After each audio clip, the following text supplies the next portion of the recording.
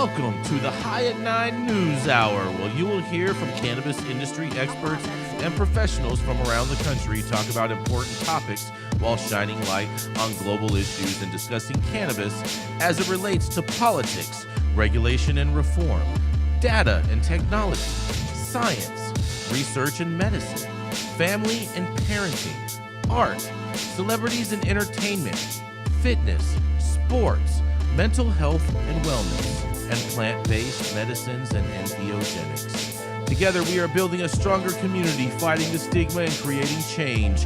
With your hosts, Jason Beck and Rico Lamitte, joined by special industry expert correspondents from around the country, and daily antics brought to you by Cannabis.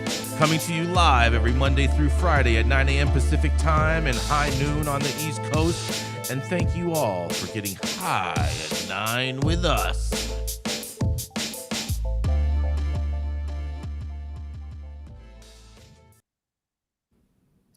Oh, yeah. Good morning, everybody. Happy Thursday. That's right. It's Thursday, March 23rd, and today is National Near Miss Day. Near miss because when you shoot, sometimes you miss. National Tamale Day. National Chip and Dip Day. I don't know about you, but I feel like that should be like Super Bowl Sunday. But it's also National Chia Day, not referring to chia pets. And it's also National Melba Toast Day and National Puppy Day for all of the animal lovers out there. Thank you for joining us and getting high at 9 with us. It's also high noon on the East Coast. And please remember to like, share, and subscribe to us on all social media platforms. You can find where we live on the internet with that fancy little QR code right there in the top-hand corner of your screen. And we're live Monday through Friday on YouTube and audio only on Clubhouse. And if you are joining us in Clubhouse, you can also participate in the show if you have a comment on the story most recently presented. But kicking the show off today, that's right, we have the dope dad himself. That's right, Rico Lamitte. When he's not constantly backpedaling on all things that come out of his mouth, you can catch him trying to move forwards for social equity applicants every day. That's right, it is the dope dad himself, Rico Lamitte. Bullshit, Jason. 100% bullshit. I call fake news on that. I almost lost my whole desk right here. It would have been great for all of you and horrible for me. So, either way, I've got some very, very, very interesting news coming out of Massachusetts today from our show favorite, Curaleaf. And I'm very, very sad that Gretchen Gailey is not on to comment on this one. But being a PR agent for Curaleaf these days has got to be one of the highest paying jobs in the cannabis industry. And according to GBH News' Tory Bedford, thousands of Massachusetts Curaleaf employees received an official email last week from State Cannabis Control Commission, causing widespread panic and confusion throughout the community out there.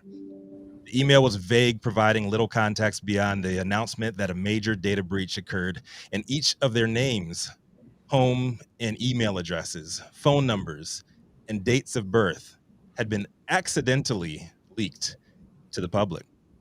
All this is in the middle of an investigation into the MSO's ties to Roman Abramovich, the sanctioned Russian oligarch who, with alleged ties to Vladimir Putin. The commission says that the leak was an honest mistake made by an employee who fat-fingered the email response to a public records request from Grant Smith Ellis, an industry blogger seeking information on the Abramovich case.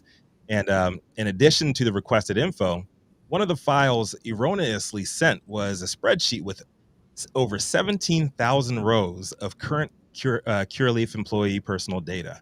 The second was data on former Curaleaf workers and the reasons that they were no longer associated with the company, including specific details of alleged violations of company policy. So I assume that was taken from exit interview files that were accidentally sent out to Smith Ellis. He said that he never released the unrequested data, and the story he actually published stuck to its claimed original content to publicize salacious interagency communication between state commissioners regarding his investigation. But 2 days later, Smith Ellis and the story's co-author, Eric Casey, say that they were contacted by panicked agency officials requesting that they redact certain parts of the story due to safety concerns, and leaving the information up would put certain people at the agency at risk and certain people at Curaleaf at risk. Naturally, the journalists asked for further details as to how serious the potential blowback on the story or the leak could be, but that request was denied. Smith, Ellis, and Casey said that safety is something that they really do care about, so they actually deleted the post in its entirety. And then he said in a statement to GBH, GBH News, it would be very nice to get some answers. I think that if there's a threat here to an agency of the state government bigger than just those staff members in that agency, this is about the United States of America and the integrity of its republic. If it was attacked, I want to know. He then claimed that after being asked by professors to avoid campus out of an abundance of caution, he went on a temporary hiatus from New England law, where he had been attending classes, and is currently holed up in an undisclosed location at a safe house until things boil over. In a statement made responding to the story's release, a commission spokesperson said that Smith Ellis agreed to delete the problematic information off his computer, and the commission has begun a review of SOPs and training for public records to avoid a repeat offense. After confirming the accuracy of Grant Smith Ellis's story as told, they offered a few soothing words to all parties harmed. Given the ongoing and confidential nature of the investigation, the materials should not have been produced or distributed. Out of an abundance of caution, the agency also asked the requester to eliminate any references to implicated staff communications in reporting about the records request and on social media. This is now a series of fires on several different fronts, but at this point, the best thing for us to do is be honest. This was a mistake. This should have never happened. This was avoidable. This was preventable, and we're going to suffer the consequences as a result. End quote. The statement made no mention of whether Joe Biden was still employed at the agency or not. I'm sure the thousands of exposed Curaleaf employees feel a whole lot safer now after being doxxed by an agency tasked to keep you, your colleagues, and consumers of the products that you sell safe. The same agency appointed to keep tabs on your entire organization, that believes that there's no such thing as overtaxation or overregulation, in the middle of investigating the guy who funded your company, who just so happens to be a sanctioned Russian oligarch with alleged ties to an international war criminal. It's okay. Everything is fine. I guess the silver lining here is Curaleaf, Massachusetts, is now unionized as of at the end of last year. So I'm sure we'll soon see or hear a statement from the UFCW Local 328. I'm super sad that our in-house Kremlin expert, Gretchen Gailey, is not here to comment on this one, but I'm still very interested to hear everybody else's take. I'm Rico Lamitte, Dope was that on the street. Hi, at 9 News. What do you think about this one, Jason? Oh man, I have so much to say, but I know Sean is just probably just like just cannot wait to say some crazy shit. So I want to hear what at the Sean bit has right to say now, first. Sean. Yeah.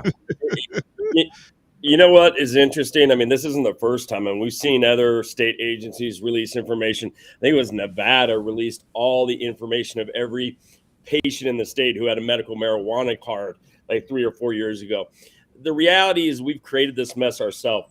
We've created an oligarchy of rich people who then use they own these state regulatory authorities. And I got to give, Smith Ellis, I got to give him a big shout out. I mean, he's been online. He's been harassing. These are the people we need. We need people like him in places like Michigan to talk about that research debacle that went down that they're trying to cover up. We need Freedom of Information Acts there. I mean, this is not unique to what's going on back east. It is corrupt across the board, west to east, and we saw it first in California, and it's going to get worse. I really wonder Rico, what do you think the Russians are going to do with all this information that they stole from the state of Massachusetts? Sell it to the trap. I mean, that'd be a good use of it. That would get them out of Curaleaf. Are you sure they're not just going to like sell this to the CEO of TikTok or something like that? Ooh, why not? Yeah, they could gift it to him in DC right now. That's I've right. been watching those hearings. What a witch hunt. You know, Oh the thing man, I is, love it. cannabis smells, right? So and you can just Google who lives at 3715, Ridge Road, and then smell it, and then get the name and address of the person and add it to your list. I don't feel like this is super privileged information, and It this is. is huge. Yeah, I I think just it's don't. I super just don't privileged understand information. how somebody at your agency doesn't know the difference between like personal employee files and I guess like email communications that were probably segregated. Just sent out to the Hold on. media. Let's There's keep no way it that this super real was for a second. accidentally sent out. Let's keep it super real for a second, okay? Yeah. As an employer, you have to keep your employee records super, super, super secure, especially in the cannabis business, okay? Super, super secure, due to identity theft and a whole number of things. And if you don't keep those things extra, extra secure, and people are just able to access them, you can be fined heavily. On top of, I think you could also face some jail time in some states for that. And so I want to know, where is the accountability really going to be to Massachusetts residents, and because this is from a Massachusetts agency, where's the accountability going to come? Who's going to get fired? And probably no one is going to get fired. The government are oxymorons, Jason. What? Accountability and the government are oxymorons. There is no accountability in local government. There is no accountability in state government. And there is no accountability in federal government. You can't even sue them 99% of the time because they have immunity. The whole thing's a sham. And until we wake up and take back control, it's going to get worse. I agree with that part. I agree with that part. Amen. What did they think would happen? Somebody had the answers. Somebody wrote the protocol. Somebody deliberately stepped over the line. Deliberately. They're not stupid. They don't get these jobs because they're stupid. They get these jobs because they know the right people. They can play the game. Yeah. And they know they're stepping over the line. And what's gonna fucking happen? I wonder if who's gonna get hurt. You know what I really wonder? People, the consumer, my information. I'm going to go down a rabbit hole with you guys for a second. I just really wonder if the Russians knew exactly what they were doing by getting this information. If there happens to be someone that they're trying to find that's in like some type of witness protection program of some sort, they got placed as a cannabis employee in the state of Massachusetts, and they're trying to find out who this person is and where they live. You think it's one employee? I think it's probably a litany of them. Splinter cells. I don't know. They're going to activate them. Let's make a movie. Oh man, it sounds like a fucking movie. We need to recruit Liam Neeson for this. Yes, 100. Yes, yes. He'll get it back. Whatever's lost, he'll get back. Yeah, have Dale play the Liam Neeson character. Get the file. Get the file. Pucker in that butthole. Oh man, this was a great story. Thank you so much for bringing this up, Rico. Yeah, this one's crazy. This one is crazy. Unfortunately, the guy who, I mean, he says, I had to say allegedly, he's claiming this stuff, but I mean, I don't know. That's the disconnect that I couldn't make. There is, he said all this shit, and then he said that he is holed up somewhere in secrecy, but somebody knows who you are, and if they got this information, then chances are the reporter that you talked to is being watched, and her information has probably been compromised too. So I'm willing to bet I know where they are. They're in the same bunker with Edward Snowden. We gotta go to a commercial. Yeah. Isn't it? How's it going, guys? Saman Razani coming to you from Green Street here with Jason Beck, smoking on the best weed in the world. Did you know that we have an audio-only version of our podcast available on Apple, Google, Amazon, iHeartRadio, and Spotify? Tune in now and check it out. All right. So broadcasting live from Green Street, the highest Republican in the game, well known by many for smoking on the best weed in the world, and also the cannabis industry's longest continuously operating retailer. And I'm sure none of those 1.5 million grift dollars raised by his favorite ex-president this week to fight off the haters came from him. But I will digress. Up next. You know what's funny you mentioned all of that, Rico, because my story actually does deal with a grift fund of some sorts, which I'm pretty sure that you will enjoy because You're familiar with that as an avid student of your mentor, Donald J. Trump. I have an original story here for you guys. Bring it. All right. So here you go. I put this together real fast this morning for everybody, so I hope everybody enjoys. Because yesterday, New York's GOP comes out blasting the slow rollout of the NYC program and effects on public safety. And then Governor Hochul blasts right back fast. That's right. Assembly Republicans wrote to Governor Hochul and Controller Tom D. Naproni today, and this was yesterday, calling for an audit of the state's cannabis program and enforcement plan to address the growing number of illegal stores. The state GOP lawmakers came out swinging on a slow rollout of the adult use market in a quote, to date. And this is out of the letter to the governor. In a quote, to date, fewer than 10 stores have opened. The state's delayed and dysfunctional implementation has predictably opened a window for illegal cannabis shops to gain a foothold, and they have seized the opportunity because the state is responsible for creating the current market conditions.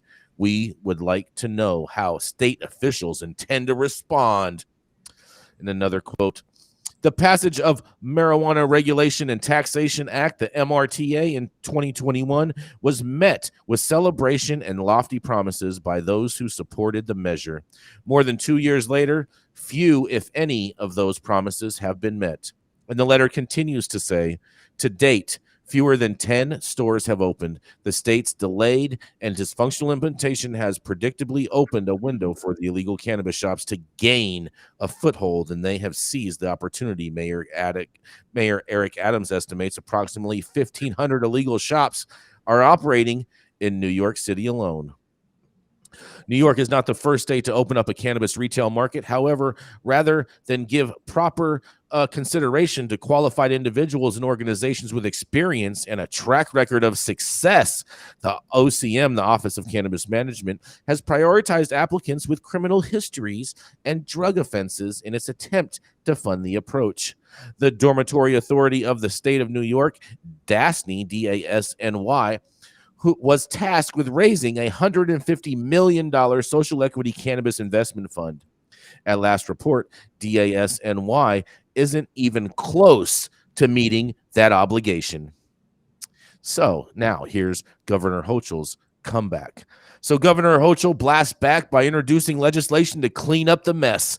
Legislation will allow the state to shut down illegal cannabis storefront dispensaries as quickly as possible. Stores could be fined more than $10,000 per day for unlawful activities. She says this will strengthen ongoing enforcement efforts by giving new enforcement powers to the Office of Cannabis Management and the Department of Taxation and Finance. The law would maintain New York's nation-leading cannabis equity provisions while ensuring a heavily regulated cannabis industry that protects consumers and legal sales, she claims. I call BS on all of that. But whatever, we're going to continue. Over the past several weeks, I have been working with the legislature on new legislation to improve New York's regulatory structure for cannabis products, Governor Hochul said. The continued existence of illegal dispensaries is unacceptable, and we need additional enforcement tools to protect New Yorkers from dangerous products and support our equality initiatives. I am proud of our continued progress creating the entirely new legal cannabis industry and helping legal dispensaries open their doors to offer safer cannabis products to New Yorkers, she says. The new legislation, which is being introduced as a governor's program bill in the Senate and Assembly, amends the tax law and the cannabis law to enable the Office of Cannabis Management, the Department of Taxation and Finance, and local enforcement to enforce restrictions on unlicensed storefront dispensaries. The legislation does not impose any new penalties related to cannabis possession by an individual for personal use and does not allow law enforcement to perform enforcement actions against individuals. The legislation for the first time would allow OCM and DTF to crack down on unlicensed activity, protect New Yorkers, and ensure the success of new cannabis businesses in New York. The legislation would restructure current illicit cannabis penalties to give DTF peace officers enforcement authority, create a manageable, credible, fair enforcement system, and would impose new penalties for retailers that evade state cannabis taxes. Additionally, it would clarify and expand OCM's authority to seize illicit product, establish summary producers for OCM and other government entities to shut down unlicensed dispensaries, and create a framework for more effective cross-agency enforcement efforts. Violations of the law could lead to fines of $200,000 for illicit cannabis plants or products, and would allow OCM to fine businesses $10,000 per day for engaging in cannabis sales without a license. The Office of Cannabis Management Executive Director Chris Alexander said the success of New York's historic equity-based approach to cannabis industry depends on upholding our cannabis laws. Entrepreneurs looking to participate in our legal cannabis industry, especially justice-involved individuals looking for a CAURD license, are being economically harmed by bad actors failing their storefronts with products that are questionable, unregulated, and potentially dangerous. The Office of Cannabis Management is fully committed to working with our partners across the state to permanently shut these operations down and allow legal licensed businesses to grow and thrive. Hold on, we got one more corny comment, you guys. New York State Acting Commissioner of Taxation and Finance, Amanda Hiller, said New York State is building its cannabis market while advancing the unique social equity components of the MRTA. Adult use cannabis taxes fund our schools and drug treatment and public education programs, and these taxes also contribute to the New York State Community Grants Reinvestment Fund, which reinvests tax revenue from cannabis sales to communities most impacted over policing and cannabis prohibition. The new essential tax enforcement capabilities will allow us to crack down on illegal operations and help ensure these overdue opportunities exist for those communities.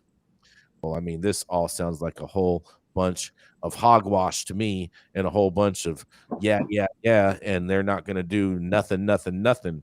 But I want to hear what you guys have to say, and this is Jason Beck reporting for the High at 9 News. What do y'all say? Where's the New York GOP been on cannabis up until now, and up until Donald Trump comes to town? That's all you have to say about this, really? Real? Seriously? Oh, when did they say anything? I mean, they just came out to state the obvious, to let them know, hey, this is a failing program, and the do-nothing Democrats are pretty much doing nothing. Yeah, go ahead, Sean. Well, a couple things. One, the people who pushed this overtaxed, overregulated model should be ashamed of themselves. And we only have ourselves to blame, arming these wacko prohibitionists now who are using the blowback and bad policy against us. And, you know, where are the adults? Because I will tell you, all this shit talking in New York and New Jersey, it doesn't matter who the fuck's in charge. We don't have adults in charge because they're not talking about the real issues. And that is all the blowback is because we're overtaxing and overregulating a weed. And until we can defeat the illicit market, none of this shit is going to work. And that's what we're not dealing with. We're worried about privileged politics, and we can't even get cannabis out of the back alleys in our kids' high school because we have a booming illicit market because our legal market's a fucking joke, and no one's talking about the real issues. Very true. Dr. Mary, what do you think? You're like hands on the ground in New York and get to see the trap market every day.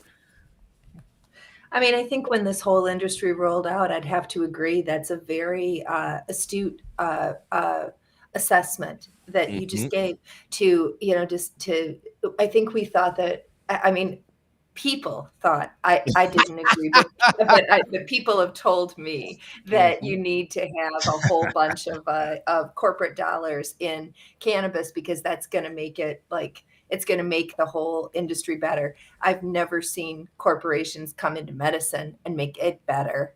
And I certainly haven't seen that. Really, I haven't seen any industry that they don't do anything other than concentrate wealth and rip people off.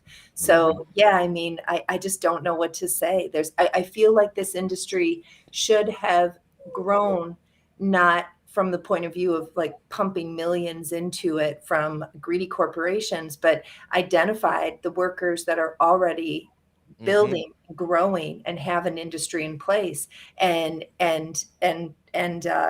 legalize that industry and give them the licenses to continue to do what they've spent their life doing. You know, So Dr. Mary, they're the ones who understand this industry. So, Dr. Mary, you're advocating that anyone that's open up and operating and actually selling product, that New York should just give a license to, because they're already open and operating, and they might as well, if you can't beat them, join them. Basically, is what you're saying. Because I'm advocating for a change in approach 20 years ago when this whole thing started to go down. I mean, at this point, you're so far down this rabbit hole, and everybody's protecting the licensees, and we have to do that, I guess. The 10 people, the 10 people in New York.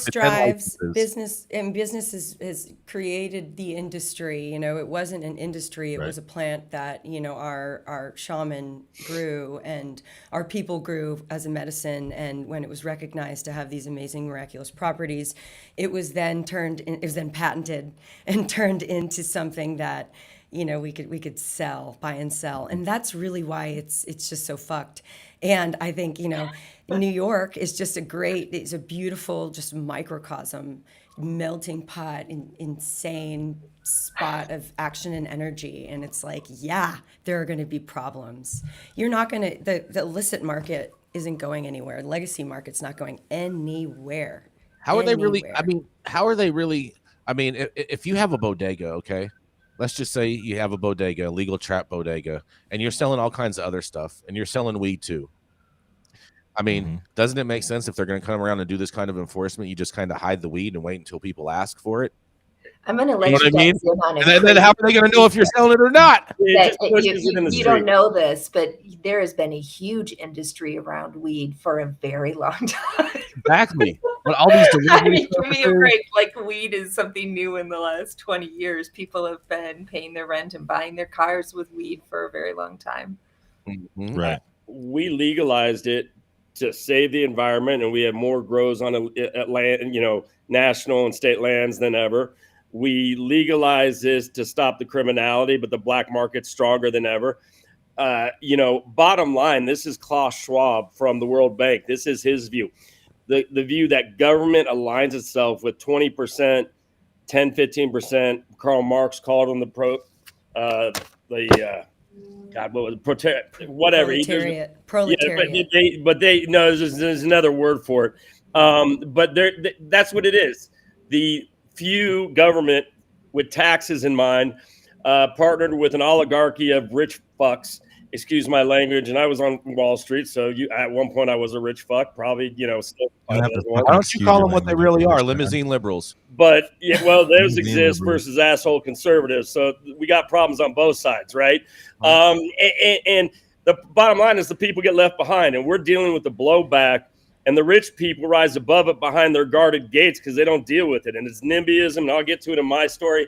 It's going to get worse. And unless we stand up and take our cannabis market back, it is going to blow back. And I think cannabis might become like abortion. Oh boy. I'm not getting into that one. But we do have a comment from Choo Choo in the chat that I kind of like. It says, and he's out in New York all the time. That he says the bodegas always sold weed. Now it's just kind of on display. Yeah. What, right, Dr. Mary? I rest my case. Yeah, you second that? Yeah, I think, I mean, this whole thing is, I mean, with your story today, Jason, they're just trying to add, you know, a little like back and forth, like the right versus the left here. I think it's just a failed concept from the beginning. Kathy Hochul I mean, she outkicked the coverage, right? Yeah. she never should have written those checks that she couldn't cash, that the state couldn't cash. We called that shit from the beginning, and I'm so fucking pissed that Gretchen isn't on with us today for both of these stories, because Gretchen was like, "Oh, it's going to happen," and they just wanted a photo op to say they got it done at the end of last year. She goes into a store and doesn't even do a photo op and even support the local business by buying a T-shirt or a grinder. There's like, she could have bought anything, even if she didn't want to She buy a just fucking left weed. a donation and say, "Hey, you know what? I support your guys' business, and here's $20 as a The political growth of statement." this industry is so That's crazy. ridiculous. Like, in Yeah, what just other industry do hubris. you decide you're going to do something and then you say, you know, I know you guys have been growing and transporting and delivering, and you have established markets and distribution, but I'm going to work with these guys that are brand new and try to create the whole thing all over again. Because they Not even good politics, deserve it. at least. Because they deserve it. Yeah, in election season, at least you see all these candidates going down to Iowa and deep throating corn dogs. I guarantee those aren't even in their fucking regular rotation. They'll do that, but you can't go into a weed store and buy a grinder or buy a T-shirt or some shit like that. Like, it's bad politics. It's bad politics. But Jason, are you saying? Am I hearing you just say, like, I don't know? I know that you mostly take the side of the corporation, but it's corporations are people too, Liz. Yeah, okay. Dr. Mary just said something really, interesting, and it feels like you're like, yeah, that's cool, just to rewrite the laws. I mean, what's happening is that corporations have seen this game being played, and they're paying off our lawmakers to create the laws in their favor, and that's not fair. That's not cool. That's not okay. The golden rule is the one with the golden rule. That is, yeah, live with it. Live with it, or we could vote, or we could demand better. You could hustle, or we could hold ourselves to a higher standard and maybe be accountable. I don't know. Call me crazy. Liz, you're touching on regulatory capture. That's exactly what's going on. And ironically, the Controlled Substance Act is the gold standard of regulatory capture. It created our big pharma industry, right? It protects them. But the big problem, it focuses on individual compounds, which you can wrap IP around.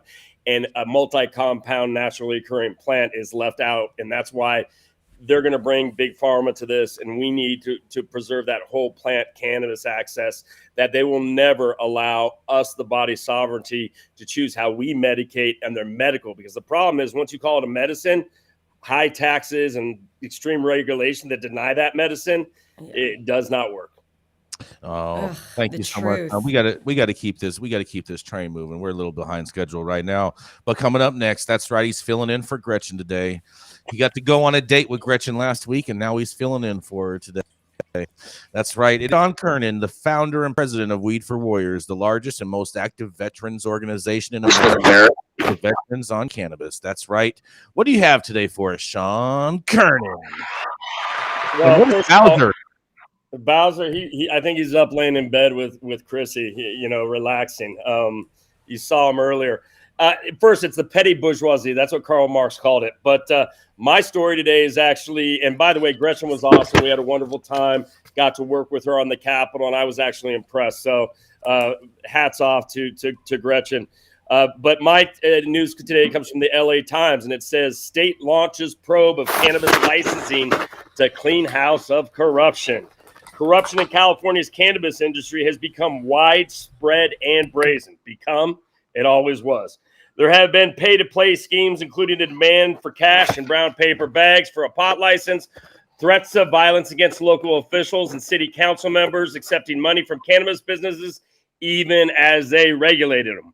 The inquiry requested by Assembly Member Reggie Joynes Sawyer, Democrat of Los Angeles, because LA is a shining example of what's right, and authorized Wednesday by the State Joint Legislative Audit Committee, comes more than 6 years after California voters approved Proposition 64. I think Newsom said it should be working by now. The ballot measure that legalized recreational cannabis unleashed a wave of corruption that has afflicted local governments in rural Northern California enclaves and towns like Calexico near the Mexican border. They'll be looking for patterns in the licensing rules that indicate whether certain practices are more susceptible to fraud and abuse, State Auditor Grant Parks told lawmakers Wednesday. They also will be reviewing a fairly good sample of cannabis permits to check whether local authorities followed rules they had set, he said. The findings could form the basis of legislation and new regulations governing licensing. In an interview, Join Soro hailed the action as a step forward. If we don't clean house, nobody else will. I trust that one. I think this will prove to the public that we take corruption very seriously. I have to laugh, said Join Soro, who declared himself the state's cannabis cop after publication of this extensive Times investigation that said what everyone already knew. At Wednesday's hearing, Amy Jenkins, representing the California Cannabis Industry Association, blamed local regulations for the corruption problem. I'm a loss for words. Arguing that measures such as licensing caps allowed municipal leaders to pick winners and losers in the market and open up opportunities for payoff. And I truncated that. I don't need to read the whole thing. You can finish reading it at the LA Times. This is nothing but a diversion. They are blaming local control, which is 100% accurate. But what they're not talking about is overtaxation. What they are not talking about is overregulation. And what they aren't talking about is that all these assholes have their hands in the cookie jar, and they're just a bunch of economic dunces and basically ran us, the entire industry in California, off a cliff. And families and people have lost their livelihood, generational wealth, trying to believe in a country that they had an opportunity that they never had an opportunity. That's what we're with. This is what we're dealing with. And the clowns who drove us off a cliff are now acting like they're going to investigate it and clean it up. Give me a fucking break. A lot of names in there, Mr. Kiernan. I'm sorry. I'm infantry airborne. I cuss a lot. No, I wasn't talking about that. I was talking about the actual people's names that claim that they're going to clean up the mess that they've created. Oh, no, I was saying cussing. Uh-huh. Yeah, this is those names are bad words in my mind, but hey, whatever. This is an ongoing theme for conservatives and liberals alike. You're just like trying to clean up the fucking same messes that you created. We're all the same. Mm-hmm. The rich have control of both parties and divide us over shit that barely affect any of us. Yeah, the trap though will always win. Well, the people will always win, and that's what you get. Bottom line is, if you don't bring the people along, they're going to create their own market, and then we're going to be back at ground zero again. What the fuck are we doing, and what did we do? I mean, does anyone with that mouth? Oh, that was good. That was good. We do have Steven up from the audience in Clubhouse to comment on this. Steven, what do you have to say on this? Wow. I mean, it's absolutely no surprise. I mean, obviously, I'm a cultivator here in California. And yeah, the utter freaking corruption that's been occurring has just been jaw-dropping. And if you don't think it's happening throughout the government, throughout the country, you're off your freaking rocker, because it's the same story in every freaking state that's adopted a legal cannabis. We were way better off medical because we traded a right for a privilege. When you trade a right for a privilege, you automatically fuck yourself. Mm-hmm. Amen. Yep. Thank you. And we also have Dr. Felicia Dawson joining us in the Clubhouse audience. Yeah. Something to say. What do you have to say on this, Dr. Felicia? Hey, everybody. I agree with everything that's been stated about the failures of the legal market.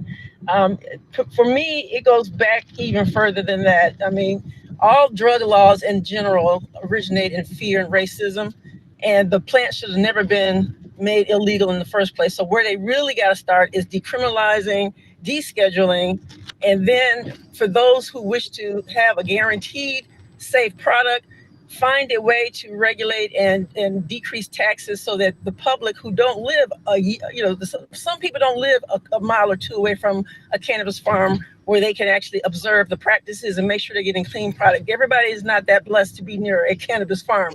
So there needs to be a way for the average person to be able to access a clean product, a safe product.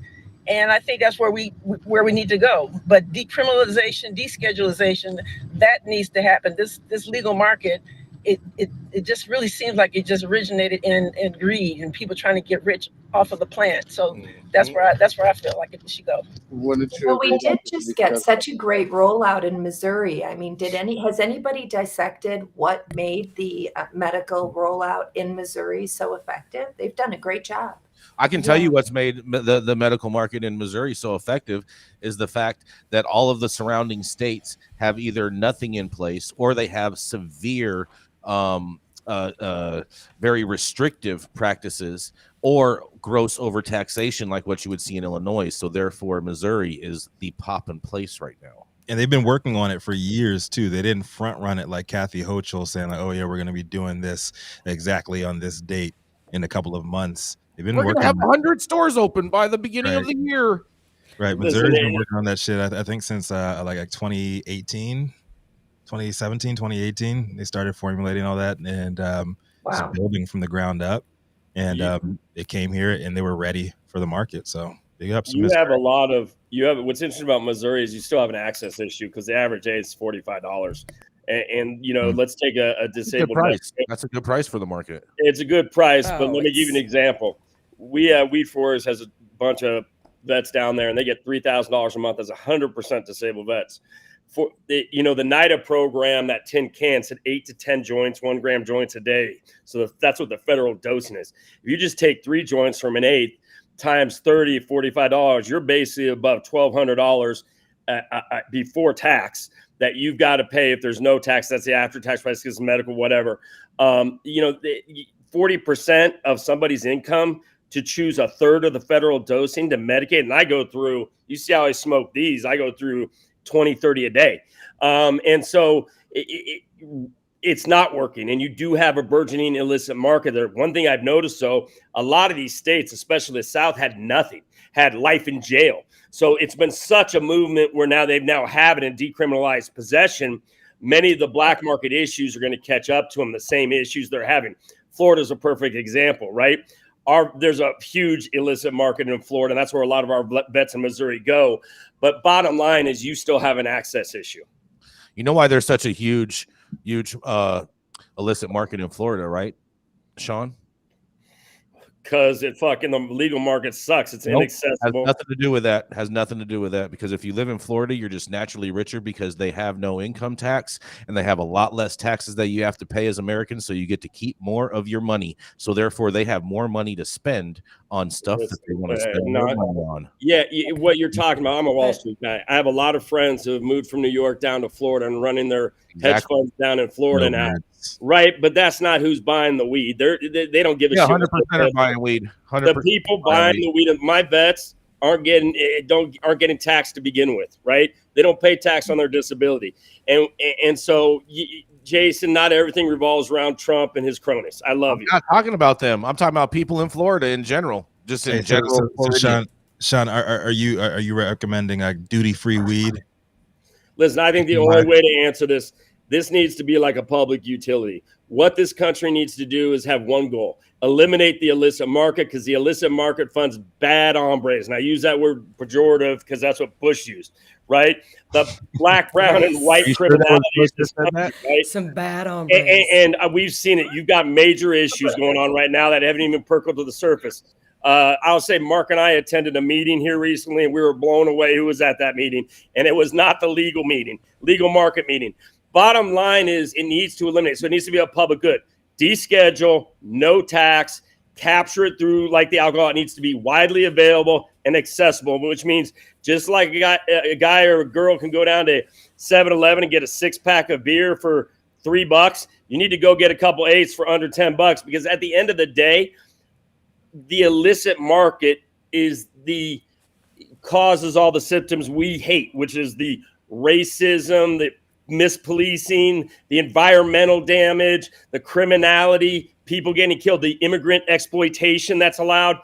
That is all a function of an illicit market. So the government should have one thing on its mind: not taxes, but do something for the people and make their communities safer.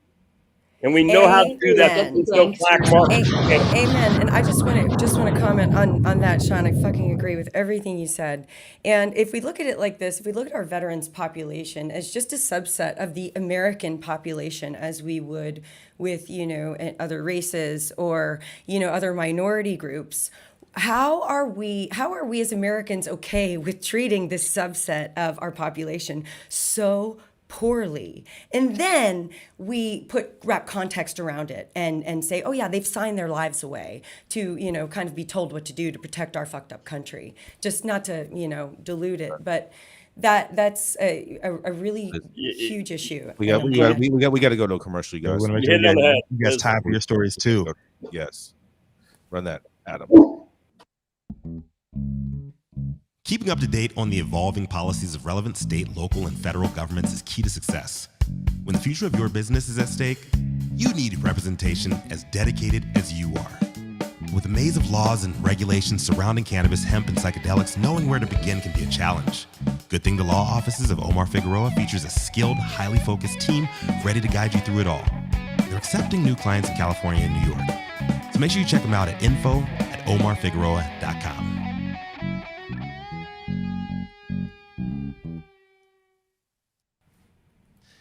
The thoughts, opinions, and shade thrown at High at 9 News are those of the individual speakers and not those of any other speaker or its followers. The statements made do not constitute legal or accounting advice, and our speakers make no representation regarding the legal status of any substance in any country, area, territory, or any of its authorities.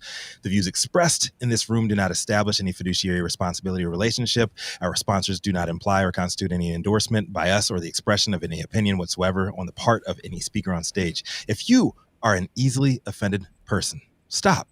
Because Russia is listening. Control Tower from Highly Educated has perfected the dab. Utilizing the concept of thin film evaporation, you can waste none of it and taste all of it.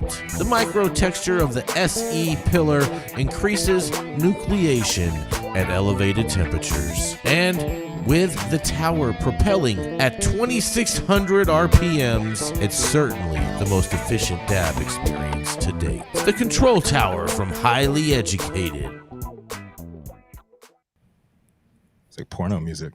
It was awesome. I don't Great know commercial. about that commercial.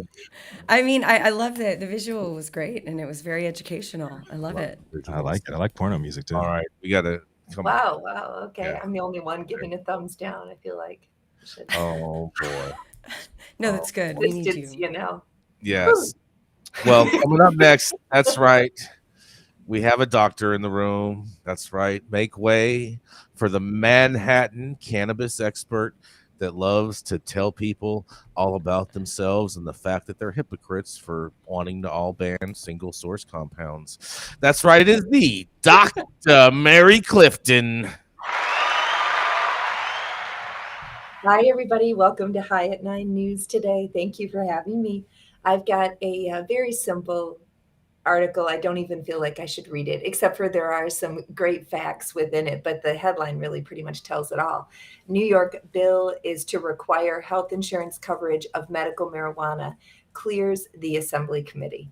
So New York lawmakers have approved a bill that would require public health insurance providers in the state to include medical marijuana as a covered prescription drug and authorize private insurers to do the same. The Assembly Health Committee passed the legislation from Majority Leader Crystal Peoples-Stokes in an 18-7 vote on Tuesday. It now heads to the Ways and Means Committee before potentially advancing to the floor. The measure would amend the state statute to define cannabis as a, quote, prescription drug, a, quote, covered drug, and a healthcare service for health insurance purposes. Medical marijuana would need to be covered by public insurance entities, regardless of the federal financial participation in their services. This would include state Medicaid, Child Health Plus, workers' compensation. EPIC programs would be required to treat cannabis from certified dispensaries the same as other conventional pharmaceuticals for the purposes of insurance coverage. Private health insurers, on the other hand, wouldn't be forced to provide coverage for medical marijuana, but the bill clarifies that they can if they choose to. The commissioner of the State Department of Health would also be authorized to certify a dispensing site as a medical assistance provider solely for the purpose of dispensing medical marijuana. And this final quote here, for thousands of patients, medical marijuana is a safer and more effective medication than other drugs, especially opioids, a justification memo attached to the bill says. While it can be prohibitively expensive for many patients, especially in the absence of insurance coverage, it may often be less expensive than what their insurance coverage pays for other medications. Cost is a primary barrier to patient access to New York's medical marijuana program.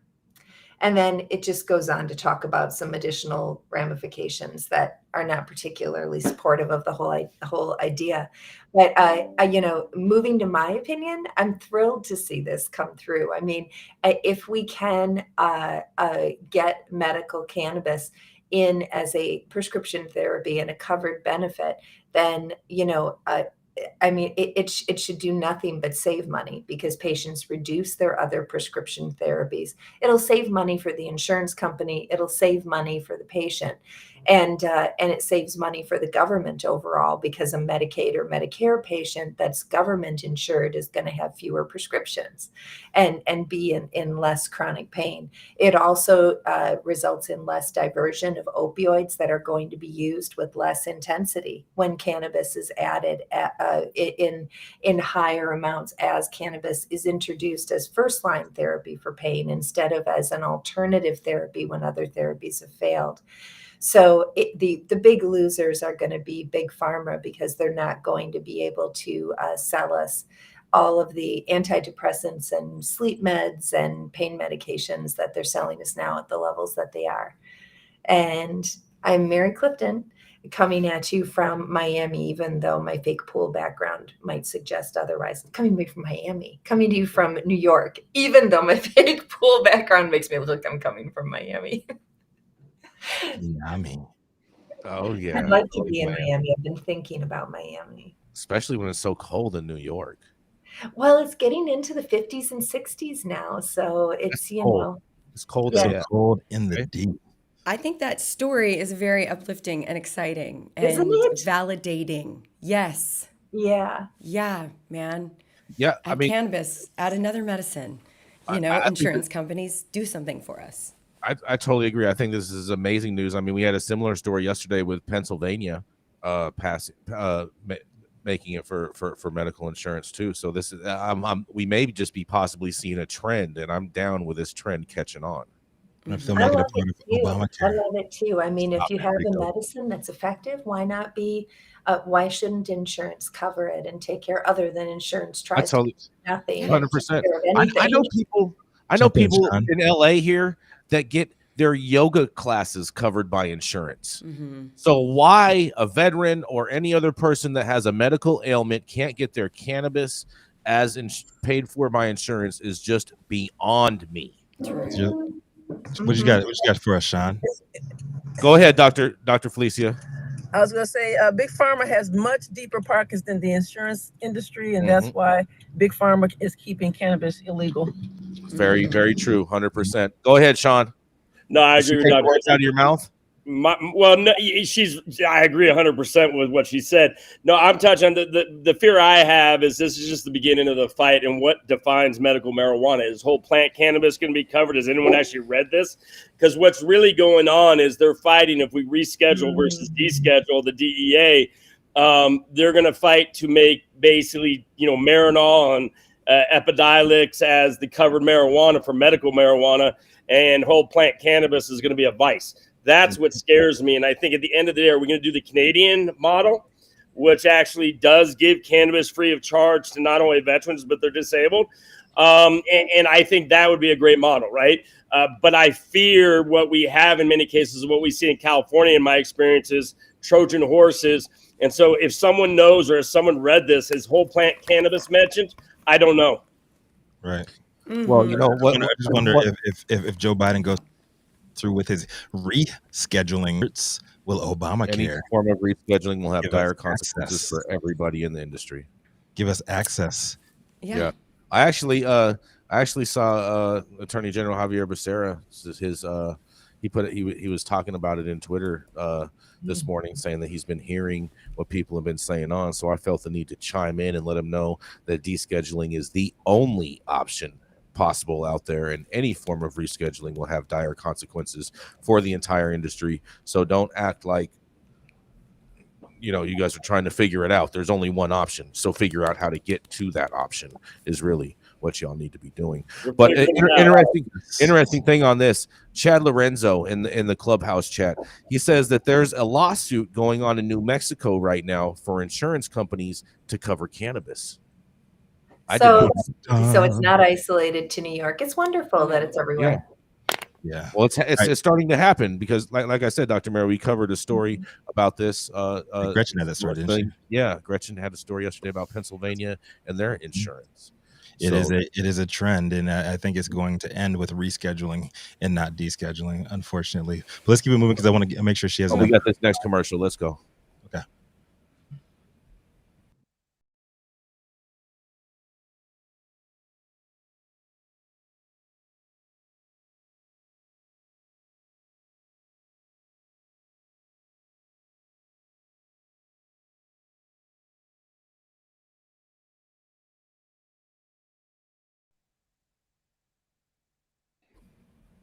She is an advocate, storyteller, co-founder of Grow House Media, and the host of Feminized Podcast, where she interviews some of the dopest women in the game. And I'd like to personally congratulate her because I didn't get to do this last week.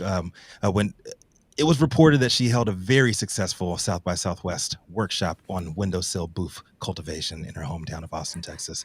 Big congrats to you on that. But here to drop a little ATX knowledge on everybody. Y'all know who it is, Liz Grow. Oh, God, thank you for that, Rico. Wow. Guys, my story today is a really, really interesting one. It's about psychedelic therapy, and it comes from the Green Market Report.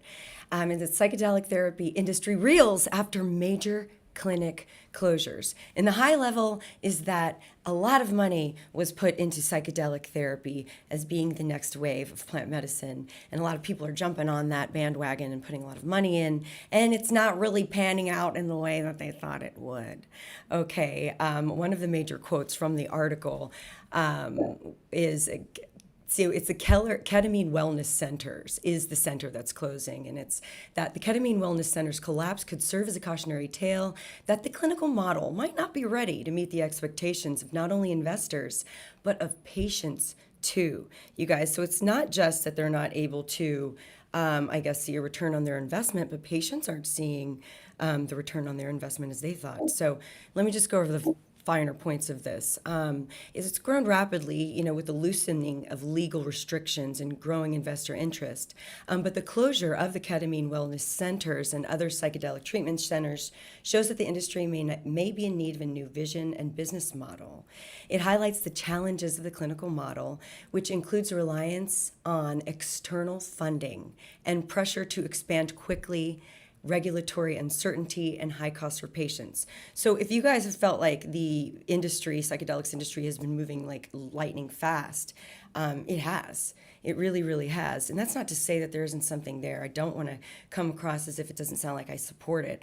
I have been interested in psychedelics for a very long time from a probably more of an academic perspective than like taking them myself. And recently I've started down that journey. I'd say recently around the last 3, 4, 5 years. So anyway, it's just really, really interesting because you hear about them being, the next coming of Christ. But then you also, you see holes, in the model. You see so many people saying that this is such a great thing. It's like, wait a minute, if everybody thinks this is such a great thing, that's kind of weird. There's got to be something that's not great about it. I mean, it does feel like there's a rush to the market here. So there is a company called Field Trip, and they had a closure of their facilities across the country. And there was also a shutdown of Oregon's Synthesis Institute. Right. So this also, it shows that the challenges aren't limited to just ketamine clinics, but, all sorts of kind of psychedelic endeavors. And what's funny is one of the companies that's kind of going under is a company called Delic. DELIC. And the executive chairman is Matt Stang, who is the former Chief Revenue Officer of High Times. So I thought that was really interesting. But anyway, you guys, I highly recommend you reading more in Green Market Report about the closure of these psychedelic therapy clinics across the country, and get a better picture of, I think, maybe where things really are with psychedelic therapy in general. Because the most important thing is that patients aren't led down a path that they themselves can't come back from. There are story after story about patients who have been truly damaged by psychedelic therapies, mostly the clinicians taking advantage, but the stories are out there and we just can't deny it. And so I feel like obviously the money is going to tell a story as well. So this is Liz Groh reporting from deep in the heart of Texas for Live at 9 News. I'd love to hear what you guys think. Hey, real quick, because we are almost at the top of the hour here. Me and Jason were talking about this. I'm so glad that you covered this one today, Liz. All right, so a couple quick things. This is, the bubble is bursting. And if you look at Green Market Report did, I think, the best job of breaking down like all of the players with this whole story. But if you can read the different utterances over media to see the different perspectives of how it went down, it's all fucked up. It all started back when Delic or Delic, whatever the name of, I think it's Delic, like psychedelic, Delic. I like the lip company, right? They bought this ketamine clinic back in like 2021, and they just like boosted the growth like hardcore. They tried to like open as many clinics as possible, just flooding the market. And then they tried to sell it. They tried to do like a live action pump and dump with it. They tried to sell it, and nobody wanted to fucking buy it. That's what happened, and they just shut down all the stores all at once because they didn't have shit else to go forward. They couldn't grow anymore. They were running low on cash. They hired all these people, and everybody just showed up to the offices, and everything was closed down. So the people who got the worst end of the shit stick here are the folks that believed in ketamine and they were actually getting the treatments, and all of a sudden they're going to be going through withdrawal from this shit. There's no withdrawal with ketamine. At all? No, the doctor has spoken. I've done more ketamine than anyone in the world, I think. For 6 years straight, I was K-holing every day. And the greatest thing about it, in powder form, it's very safe. And doctor, I think there's some psychological withdrawals that I would have. But in terms of the withdrawal symptoms, no. And that's what makes ketamine so attractive. And just so everyone knows, I learned it from our friend in Coronado. The DOD's been IV bagging special forces when they come back for their missions and in therapy for over a decade. Well, it's really good for managing treatment-resistant depression and chronic pain. And in many cases, the results are sustained. So the closure of the clinics, I hope the patients can find somebody soon, easily to replace that. But they're not like jonesing. It's not like your methadone clinic closed or your fentanyl doctor quit prescribing for you. I think you have something. You basically have a bunch of black marketeers that this is weed 2.0, and they try to tech bro, meaning they were going to be billionaires in weed, and then they were going to be billionaires. I mean, listen, K clinics in Vegas are all over the place. For $200, you can go get an IV bag. The problem is insurance really doesn't cover it. The VA really doesn't cover it. It's here or there they do. Depending, like San Francisco VA, you can get it out. But it is the most effective antidepressant that I've ever used. The problem is I got addicted to K-holing, that psychological disassociative that I needed to get the fuck out of my own head. And I did it for 6 years straight. But in terms of access, this is a problem. Ketamine's generic. It's been around since the 50s. You probably can get a vial for it for $1.50. And an IV bag's not much more expensive. And yet doctors look at the margin markup they're having. Why? Because, this is something that's safe if done right. People can administer without, paying $200, $300. This goes back to the medical industry has used regulatory capture to enrich the medical profession. The insurance companies have taken over, and now they're oppressing the doctors, enriching themselves. The system isn't working, and the answers are simple. They did Ketamex, the nasal spray that came out by Johnson & Johnson that Trump said the VA should buy to combat, veteran suicide. We have ketamine for like $3. Why wouldn't you use that at the VA? Go into the emergency room because they don't want to. And why? Because they're owned by the insurance and big pharma. Because they'd rather sell Ketamex that was barely more effective than the placebo. Like so many of our psych meds, people don't realize are barely effective more than the placebo. And Ketamix, I think they started trying to sell for $20,000 a month.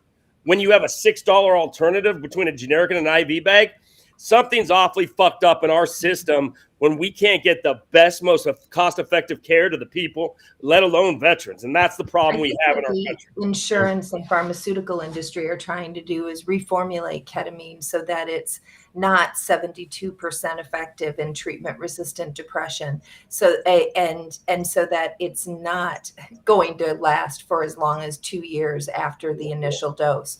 So because nobody wants any cures, and that sounds an awful lot like a cure. 72% response rate and feeling. There's no money in a cure. Years on a There dose. is money in a QR, as in QR code. No, there's no money in a cure, though, right, Dr. I just wonder if Matt Stang and Chris, when they bought this clinic, if they bought it with High Times stock. Oh God! You know what? On that note, Rico, Nickolas, are you with us, Nickolas?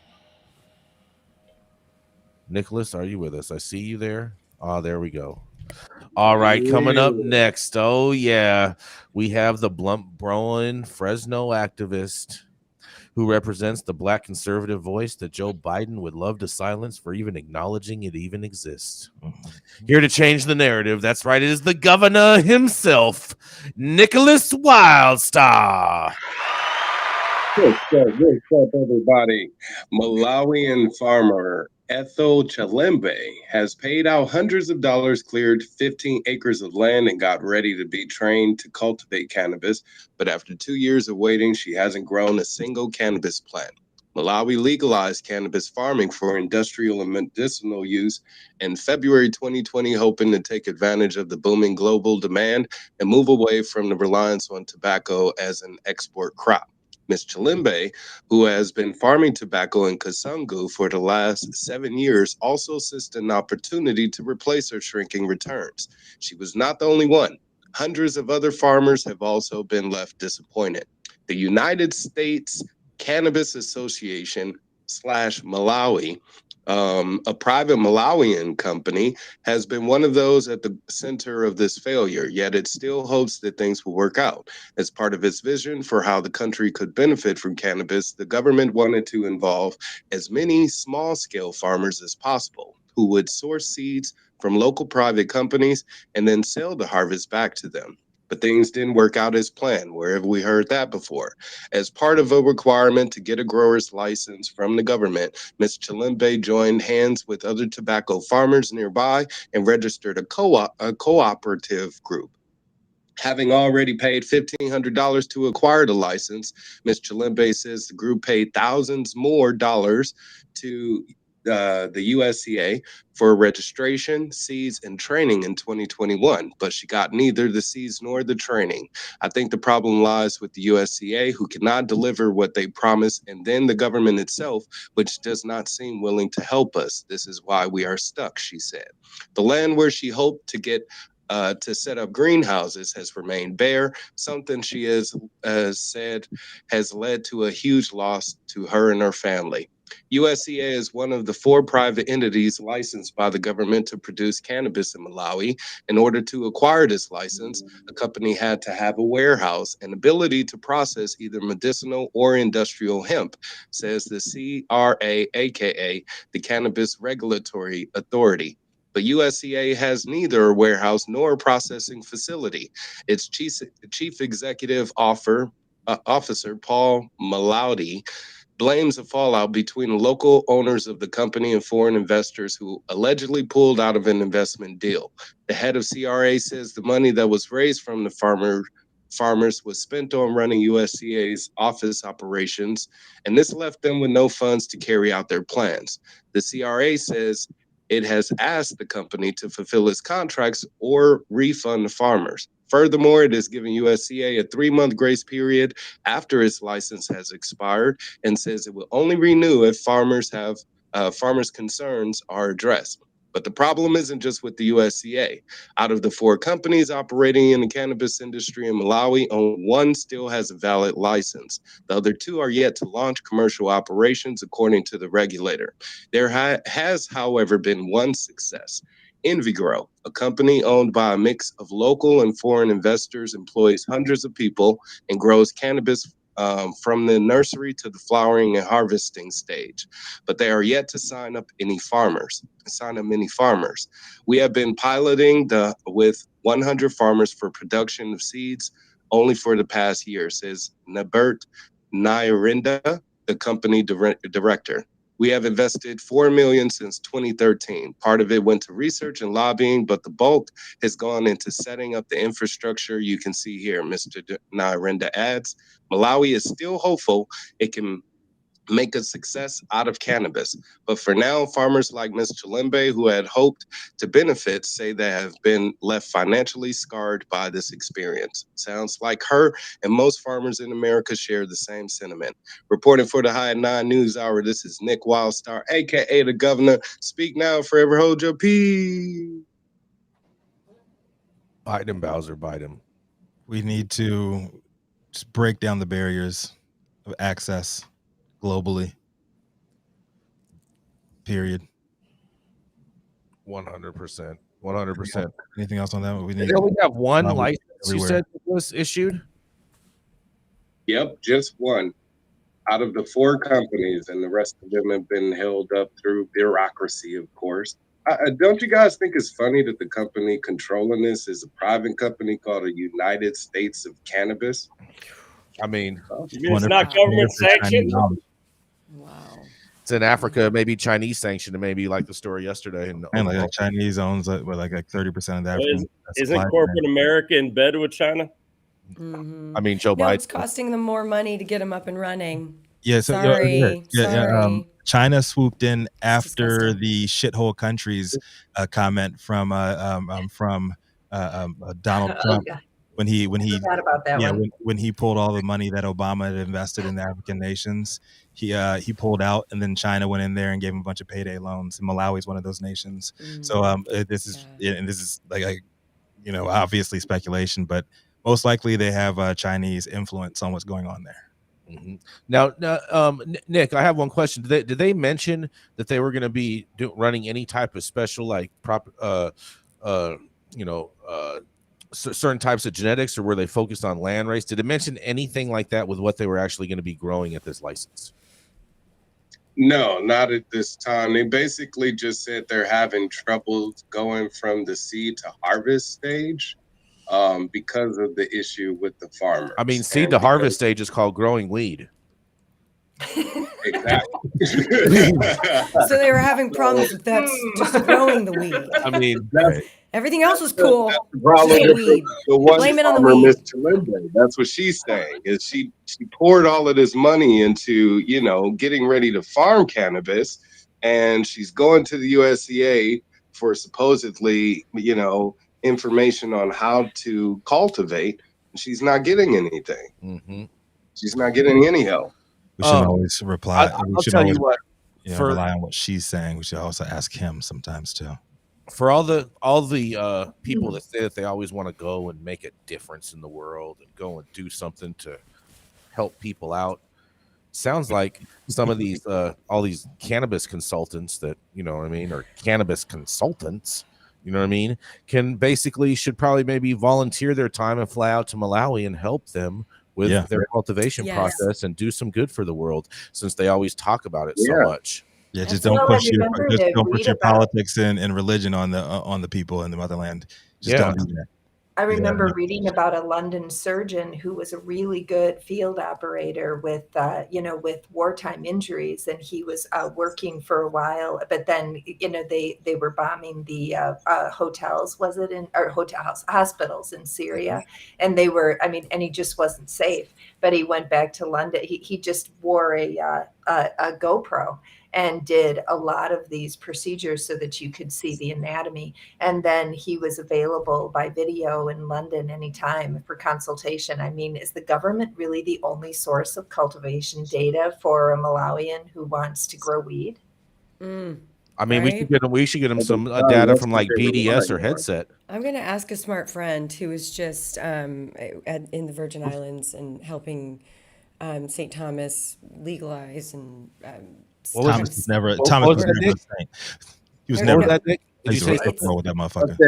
From She the was in- what the article says, the farmers are being reliant upon the government to provide them with that assistance, and that's what I'm saying. Is that kind of echoes throughout America as well as looking out for that assistance from government that you're supposed to be receiving and not getting that helping hand. So that's what's happening out in Malawi. Yes, Wow. thank you for providing insight on that, Governor. As always, man, miss you, 100%. brother. We got to link up. We got to link up like a Rico. chain on a Wu-Tang Clan member. But we got to close out now. Rico, I got one quick announcement before you close out, real quick. Yeah, hurry up, man. We have 15 over. Dan Spillane over at the Vortex in downtown LA, which is a cannabis friendly venue, is collecting money for our good friend, and a lot of people in the industry know, Ricky Palomino. He's a brilliant cannabis geneticist and dear friend to many in the cannabis community. Please head over to Instagram and visit on the business ONTHEBUS Business Insider. Business Insider. He's like, go to AJ Sour Diesel. Just Put it in the comments. Go to AJ Sour Diesel and click through the post and support Ricky however you can. I know he has a GoFundMe and he's been posting around, but RBG Kush, Ricky's brothers Kush, RBK Kush, is the genetic that he has provided and is floating around in the legal market and has been in the trap market for years. But go ahead, Rico. Sorry about that. Yeah, no, Adam, can you put that in the Instagram? Or you could put that on the YouTube, please. All right, so thank you all out there for tuning in with us for yet another episode of High 9 News. You can always catch us weekdays 9 a.m. Pacific and high noon on the East Coast. Big shout out to our live audience members, our online supporters, tuning in and giving us feedback on the daily headlines of chaos, also known as the developing cannabis industry. And big shout out to our vetted industry correspondent team, tuning in from all over the global community, bringing us much needed variety of perspective and adding to our opinions and conversation. To our production team, thank you, Cloud Media Partners, House of Fuego, and the wonderful Jaja Simone over holding things down on Clubhouse, and all of our sponsors too. And out there to our haters, we love you all, but we really, really hope that Abramovich and all the Russians have tapped into your motherfucking computers and you get doxxed as well, motherfuckers. But Cannabis Sativa, you're the reason why we're here. We love you, and just take us out, man.